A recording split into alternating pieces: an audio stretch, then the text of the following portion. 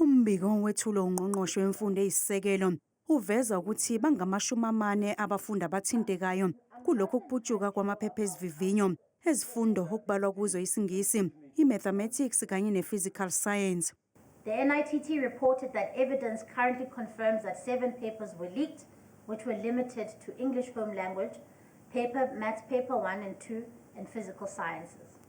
The NITT also reported that the leaked materials were shared through a combination of digital, physical means, including USB drives, electronic messaging, screenshots, and printed copies. Umnyango uqinisekise ukuthi uzoqinisa kakhulu ezokuphepha uma kubalwa izivivinyo ukugwema ukuputshuka kwamaphepha.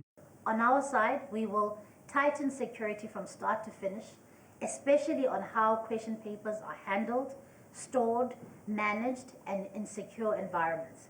We will increase monitoring in high-risk centers based on evidence. Usihlalo wethimba eliphenya ngalomkhonyovu uchaza ngokuthi lolu phenyo lwenziwe kanjani nokuthi beligxile kuphi.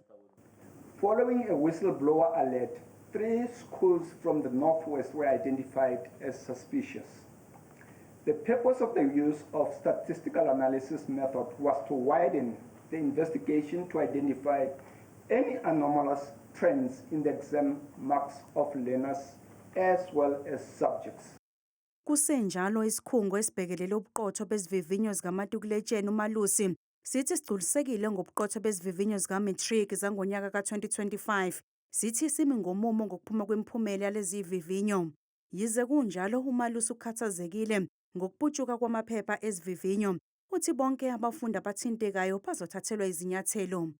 They have only identified 40 candidates at 7 centers. So we are happy with that report, and we are also happy that the report is interim. They are going to be following through with further investigations, and should any other learners be identified, they are going to also be punished accordingly. Imiphumela kamatikuletsheni izodedelwa ngoLwesibili.